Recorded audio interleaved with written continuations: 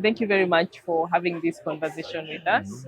And we are just engaging, and we have been engaging with different counties during the devolution conference on what it takes to make their counties ready for private investments. And while a lot of them focused on areas of infrastructure development, other enablers of growth, such as also skilled labor. Sure. We are talking about issues like also affordability of utilities such as power, water, all those things that enable increased production. Sure. I realized that one aspect that, in my opinion, it's quite key is missing in those conversations, Yes. and that's where you plug Where in come- as yeah, sure.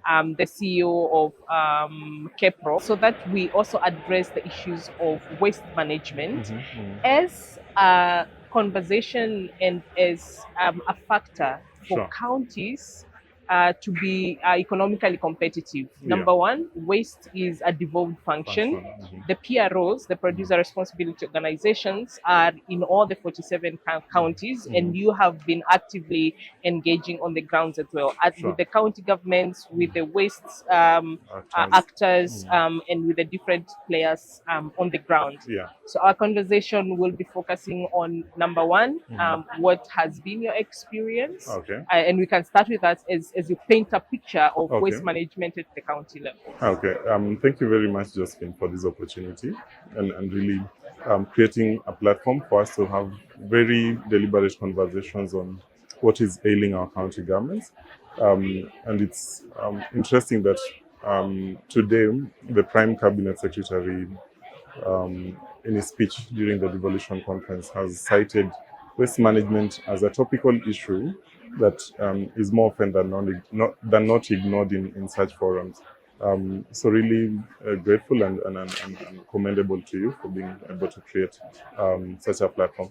Now on to my experience, and even before that, then maybe I can speak to who KEPRO is. KEPRO, the Kenya Extended Producer Responsibility Organization, is a packaging producer responsibility entity or scheme, for that matter, that is implementing its EPR as its primary DNA. And of course, the theory of change is trying to ensure that producers are taking responsibility for the environmental consequences of their product. Yeah. And this is, of course, taking the form of either technical or financial responsibility. So be that as may, our business model is defined across those mandates. We do this through a number of initiatives. The most notable would be engagement with waste management operators. We have been running a successful recycling subsidy program where we engage recyclers on a conditional grant model that has fairly been successful. So far, we've been able to collect and recycle over 70,000 metric tons of post-consumer packaging waste. Okay. And through that intervention, when you're talking about the financial responsibility of producers, our members have been able to directly contribute and pump into the recycling ecosystem in Kenya more than 250 million Kenyan shillings since we started operations back in 2021. Now, the other bit that, of course, speaks to our business model is inherently informed by the average consumer, because at KEPRO we believe that the first point of call as far as matters sustainable waste management is concerned starts at point of disposal. So as long as the consumer is not aware of the responsibility in terms of environmental stewardship, then there's only so much you can be able to achieve. And so that we've also been extensively doing through the consumer-led transformation initiative. And as you've alluded to, we've been doing this at county level in terms of engagement, where we bring together different actors within the value chain, right from the consumer in the form of the Residents Association, the waste management operators, county governments, National Environment Management Authority, and really any other stakeholder that would be playing a role in the ecosystem. And the intention is not only to bring in a playbook around EPR compliance and potential benefits, but also instigate social dialogues around really what is ailing our community as far as matters waste management is concerned. Now, on to your question around how my experience has been. Well, we must be cognizant first of the fact that EPR is still in its gestation period, or in its gestation period, or I want to call it as wet cement. In the context of, it started in 2021, more on a voluntary basis. Yeah. We have transitioned into almost 3 phases: voluntary, semi-voluntary, mandatory, and then again right now back to semi-voluntary. So it's a case of mixed bags and missed opportunities, while also leveraging the benefits that have been realized so far. When you're talking about the benefits, first we've seen at least some level of predictability from a policy landscape point of view. Pre-EPR, we were having interventions from government that were touching on policy interventions that would then impact negatively on the business ecosystem in the form of bans. For instance, in 2017, the ban of the single-use plastic carrier bags. So EPR has sort of given some sort of clarity and visibility, and to seek alternative solutions. Exactly. And really also helped business to be able to future-proof their businesses, so that we are not having haphazard interruptions in the context of policy declarations from government. The other thing is that we're also seeing consumers are starting to be aware from an eco-conscious consumption point of view, that they play a role in terms of not only proper disposal habits, but also really how they can contribute to the production processes. When you're talking about design for recyclability, we are seeing an emergence of a woke generation or group of consumers that is much more knowledgeable around exactly around their consumption trends. So you wouldn't be surprised right now if you go to certain forums and the consumers would be the first ones to ask, why are we using plastic bottles instead of, say, reusable but I also wonder, and you've made a very clear point there about the awareness of the consumers, and especially the young generation that you said it's woke. I do agree, but I still wonder why. Like I started by saying, this waste management, if you look at the pyramid of top of things, still appears at the bottom. When we, unless really it's a forum or it's a gathering about waste management. If it is not, and are we able to separate economic growth and a clean environment, which in the first place is enshrined in the Constitution? Yes, and really we must be cognizant of the fact that for the longest time, and really this is me asking that we give ourselves some grace, that for the longest time, waste management was never an issue. It's only started taking prominence based upon the... Was never an issue as in problematic, or was never given priority. Up until I think 2017, 2021, is when we've seen a lot of deliberate action, both at policy and a private sector intervention. And that is for a number of reasons. The first is that linear economy, as we like to describe it, had really entrenched itself in the Kenyan ecosystem. And so we were really focused on production and consumption, and really not what happens at the end of life of that product.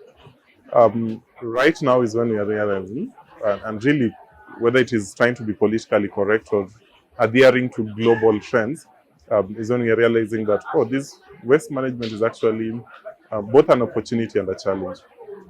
A challenge, of course, for county governments when they have to grapple with disposal and trying to find sites for management of waste. In 2021, for instance, we saw the National Environment Management Authority closing what was deemed as the only official dump site in Kisii County. And so you see such actions then necessitate or make it mandatory for county governments to have these deliberate conversations. Unfortunately, that is not an ideal situation. And as you rightly put it, then we now need to start seeing how can we move this conversation almost at par with other developmental issues. So you're asking as to why you think, or why is it that that has not been the case? First, we've heavily been linear, and then naturally, even in terms of capitation, waste management has always been. And really, maybe we can also blame it on our cultural or rather upbringing. We've always associated waste with something that should just be discarded. Yeah.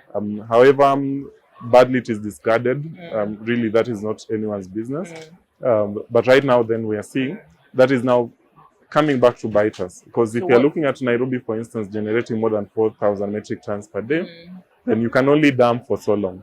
You now need to start having deliberate conversations on moving from waste to value. So a lot of resource recovery interventions must be embraced. And looking at, surely our population is growing, so waste is going to be expected anyway. And at this point, then the problem is not purely the waste production, it is our relationship with it and how we treat it, you know, at the end of the life for the consumables that we use. And I also noticed that, and I do agree with you, that we have to appreciate the steps and the milestones that have been achieved. I have seen, and especially after devolution, a lot of counties picking the National Waste Management Policy Now Act to develop their county waste management policies or as you now have become acts. And so actually devolving waste management to make sure that you know, it works for their counties and for the diversity of their people. Is it working? And if you may just share from your experience on the ground an example of a county that it's working and one that has tried and maybe experiencing quite the challenge. Of course, that is putting me on the spot. I will not necessarily mention specific counties or choose my favorite, but it's also a case of different experiences. When you're talking about legislation, I think in Kenya we have a saying that we have an appetite for over legislation. So we have very beautiful legislative pieces, but the problem now comes in between legislation and enforcement. And so that has unfortunately been the case in most of these county governments. And as you've also rightly put it, up until 2022-2023, majority of these county governments had not updated their legislation to mirror the vision of the National Act, in this case, the Sustainable Waste Management Act. So, for instance, I know Mombasa County only did theirs, I think, in 2019. They are now in the process of trying to refine it. Same to Kisumu County. And interestingly, they were also very visionary. Some of these older legislation at county levels had such provisions as material recovery facility, separation of waste at source and the like. But the only problem now happens to be the bit about implementation. It has remained on a beautiful paper. On the ground, V2s in a card defect. Exactly. And you really can't blame the county governments. First, waste management has always been a challenge in majority of the different jurisdictions. In this case, you're looking at competing priority areas, and this would also be partly to blame on the residents of these county governments, because the Urban Areas and Cities Act allows for participation of the residents within these county governments to give input on the relevant priority areas. Whether that has been the case in terms of identifying waste as an issue of concern that should be prioritized, that is not necessarily clear. But let's take quick statistics. If you look at Nairobi County, for instance, in the last 1 year, they were able to, the financial year between 2024 to 2023-2024, more than 1 billion was allocated for waste management. That is unfortunately quite a drop in the ocean. But we must then be alive to the fact that we will always be operating within a very limited fiscal space. Even from a national to a county government level point of view, only 10 to 13% of the national funds is devolved. So that is around 415 billion, which has been achieved this year. Previous years it was fairly low. And so if you look at that amount, it's a very small physical allocation. And so you'll be having competing areas: healthcare, education. infrastructure. So by the time someone remembers that infrastructure should also involve waste management infrastructure financing, then unfortunately that has not been the case. Now, in terms of best case scenarios, it hasn't been all doom and sad. Nakuru County seems to be doing fairly well, and this is because they've adopted some fairly disruptive model where it's a case of blended financing for waste management. We are having private sector participation based on zonal arrangements. So we agreed Zone A is purely for Josephine, Zone B is purely for James. And so based on that, there is actual traceability in terms of material flow and even financial flow, because in that county, then the individual households bear the cost of taking of waste. And then the selected contractors within those specific zones must then take it to a dedicated site. And of course, there's a lot of checks and balances by county governments to ensure that illegal dumping is not happening. It is not necessarily foolproof. There are still gaps, especially in the informal and rural settlements, where the households might not necessarily be having the capacity to afford paid services for waste service providers, but it's getting somewhere. I think they are saying collection rates of up to 80%. Okay. So really, that's impressive. That is commendable by our standards. Mombasa County has also tried. They're still having challenges. The other day, they were doing a waste categorization study, and interestingly, plastic, which has always been unfortunately castigated, and understandably because it's an ISO, if littered, only contributes to less than 3% of the waste volumes going to their dump site. So that's when they were like, okay, what are we actually doing? And so they've now moved into starting to operationalize the material recovery facility. I'm aware, and we are part of the conversation, where they're going to outsource the running of the material recovery facility to an external consultant or an external firm to see whether it's something that can then be able to be scaled up.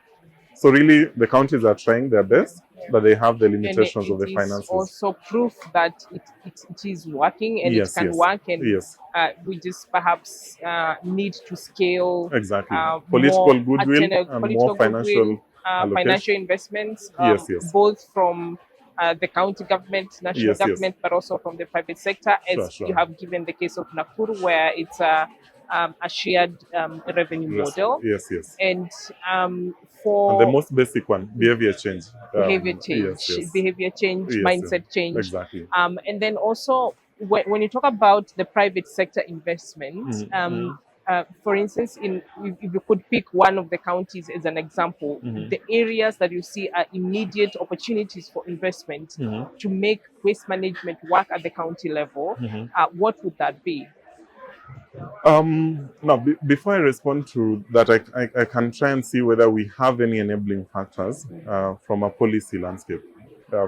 Yes, there are enabling factors for private sector participation in waste management in the country, devolved units, including the Public-Private Act of 2021.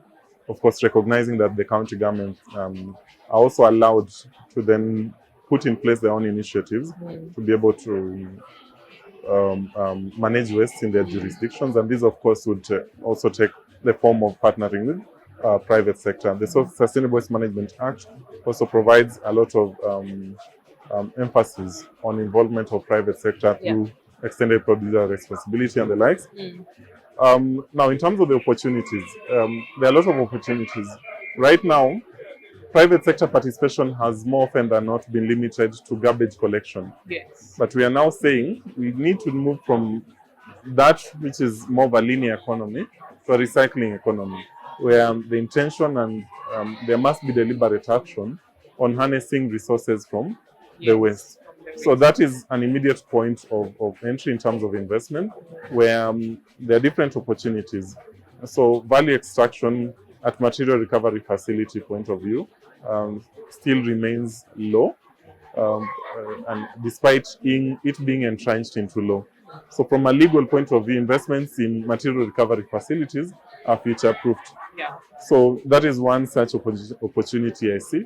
The other thing, and it's not limited to only the traditional forms of waste that we are used to. I mean, we are saying, for instance, beyond plastics, EPR is now capturing things like glass, e-waste, textile. All these are opportunities that then allows for private sector investment in material recovery facilities. Okay.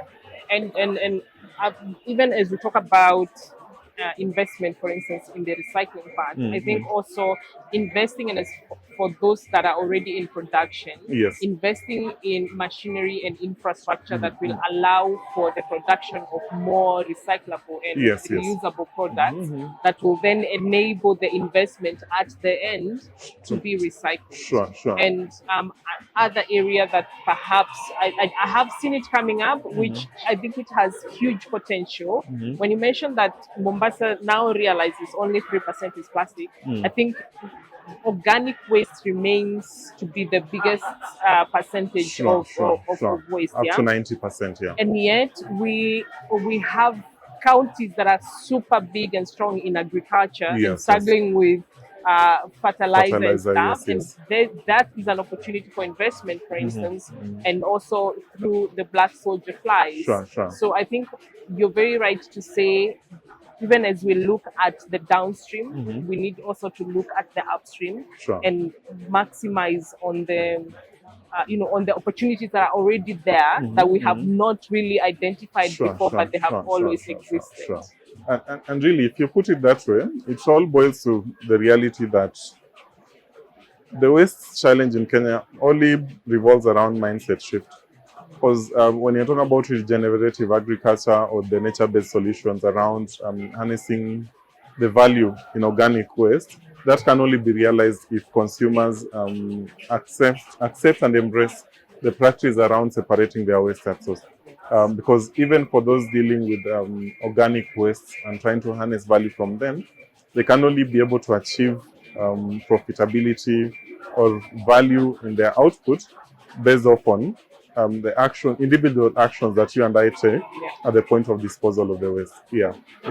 And as we come to the end of this quick fireside chat, I want to take an opportunity and maybe make a call to action. As the waste guy, allow me to call you that. You're dealing with it, and I've had, for instance, when interacting with the waste management actors, the issue of harmonization of policies at the county level, for instance, as incentives to also allow it to work for them, so that they can also help the counties deal with the waste management. At the end of this conversation, at the end of this gathering, but also from your own experience, what is your main call to action to both the private sector and the county governments on how to best handle this collaboratively? Okay. Allow me to leverage on some output from yesterday's discussion, the KEPSA side event, where one of the main challenges that were identified was that, unfortunately, counties are almost competing on and understandably, to try and expand their own source revenues. But that has also now ended up being, quote unquote, a trade barrier. Because, for instance, inter-county movement of waste is now one of them, an almost insurmountable task. Because you have a shit ton of taxes to pay at every point of entry. It's as if you are within one country, but going through 47 counties. Countries actually are not counties. So that is one such challenge that I see, and a call to action to the county governments to then see that we have a harmonious framework around enforcement or levying of some of these charges for inter-county movement of waste. For instance, we did a study back, or some sort of a feasibility study back in 2023, and we realized that Kenya does not need material recovery facilities in every county. We only need maximum of 8. And so this would mean that to be able to handle all the waste generated in the country. And if anything, we might even be forced to import waste from Uganda and Tanzania for these material recovery facilities to operate optimally. So really, then that in itself should tell you then that this idea of levying various taxes on waste movement really is like shooting yourself on the foot. Yeah. And if anything, these are some of them. If you look at developed countries, waste management is more of a subsidized function, and it is proper subsidies vis-a-vis what we are currently achieving in Kenya. So I see it as an opportunity for county governments to come out boldly and say, we're incentivizing, not by giving capital injection, but either subsidizing or reducing on the taxes or levies that they're charging at point of entry for the different county governments. The other thing in terms of the call to action will be to the private sector entities. For the longest time, private sector has been shy to involve itself in the matters of waste management. But the transition, movement of conversation from sustainability to matters circular economy provides an opportunity for harnessing of value from waste. So this is underscored by a number of opportunities. Some studies back then were estimating that the waste ecosystem in Kenya is valued at more than $1 billion USD. So that should tell you that the opportunities are there. It is only then us to try and have very meaningful and deliberate conversations on private sector inclusion in waste management. So beyond investments, for instance, in recycling and material recovery facilities, opportunities within the PPP framework would come in the form of blended financing, for instance, land value capture provisions and mechanisms, which would ordinarily have the private sector taking lead and taking charge of waste management in these respective county governments. Yeah. You know, as we end now, for sure, Sure. you know, someone will hear you talk about importing waste, Yes, and they'll yes. be like, James, what are you talking Yeah, about? Why yeah. would we, and why should we import waste? And things like that. Maybe I see you want to respond to that. I mean, if you look at it, waste is a resource. Waste is value. So really, the same way you'd be importing maize, you can as well import waste, process it, and gain value. As a raw material as a raw for material. another Exactly. production. Exactly. Yeah. All right. Thank you very much for having the time to have this conversation with us. It's super intriguing to see what, you know, value we can give to waste and how that value can then translate to assisting communities and counties in that matter, not only to have a better environment for its people, but also to capitalize on it for revenue generation. And it's a great job that KEPRO is doing as a PRO and working with the private sector, you know, businesses, so that these ones can be harmonized for, at the end of each conversation, I'm liking to say, not just for the counties, because this always translates to the country. So thank you for having us, and for being with us today, for your insights.